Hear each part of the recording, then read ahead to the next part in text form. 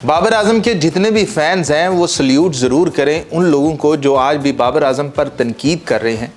कह रहे थे पहले कि रोड पिच है, फट्टा पिच है, बाबर आजम ने 100 मार दिया तो क्या ही हो गया है, बाबर आजम ने 100 ही तो मारा है। ठीक है कि पीएसएल का चौथा 100 मार दिया है, सबसे ज़्यादा इस सीज़न के अंदर 100 मार लिए हैं तो क्या ही है। इंटरनेशनल में और ओवरऑल में उसके 1300 हो चुके हैं तो क्या ही बात है। तो बाबर आजम ने यहाँ पर फटा विकेट है, वहाँ यहाँ पर तो एक और 100 भी मार देगा तो क्या ही फ़र्क पड़ता है।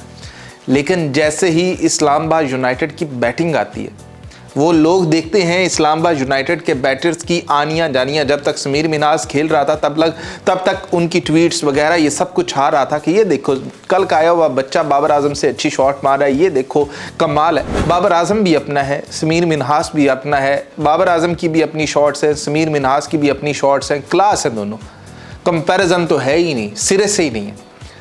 तो जैसे ही समीर मिन्हास आउट होता है उसके बाद जब लाइन लगती है इस्लामाबाद यूनाइटेड की, एक आ रहा है, दूसरा जा रहा है, तीसरा जा रहा है, चौथा जा रहा है, सातवां जा रहा है, उसके बाद वो कहीं लोग छुप से गए। उनको कहना था, उनको बताना था कि आज जैसे ही शॉर्ट पीरियड के ऊपर बाबर आजम के फैंस को पता चलता है कि बाबर आजम का मैच है कराची के अंदर।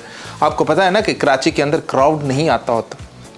आज आपने ज़रा क्राउड को देखना था कि बाबर आजम के बारे में वो क्या नारे लग रहे थे। और जब बाबर आजम चौका मार रहा था, पहले तो आर्टिफिशियल इन्होंने साउंड चला रखे थे ना पीएसएल के अंदर, लेकिन आज जब ओरिजिनल साउंड आया है ना तो शायद आप लोगों को अंदाज़ा हुआ होगा कि बाबर आजम सिर्फ पेशावर ज़ल्मी का नहीं, बाबर आजम पूरे पाकिस्तान का है, बाबर आजम पूरी दुनिया का है। बाबर आजम अगर खेल रहा हो और लोग आईपीएल के वगैरह के मैच को छोड़कर पीएसएल और बाबर आजम की बैटिंग को देख रहे हो, कुछ इस नज़र से देख रहे हो कि बाबर आजम आज आउट होगा तो उसकी ट्वीट लगा कर थोड़े से लाइक वगैरह इकट्ठे कर लेंगे, वहाँ पर जब बाबर आजम सेंचुरी मारता है तो वो लोग भी कहने पर मजबूर हो जाते हैं कि यार क्लास तो है, कोई बात तो है।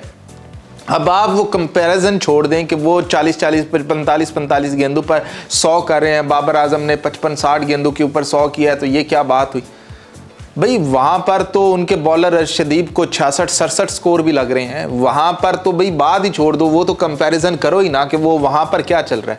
वहाँ पर कुछ और चल रहा है, क्रिकेट यहीं पर चल रही है, क्रिकेट यहीं पर चल रही है। और जैसा बाबर आजम ने आज अपने फैंस का दिल खुश किया है तो उन फैंस का हक बनता है कि सल्यूट पेश करें जो अभी भी बाबर आजम पर तनकीद कर रहे हैं।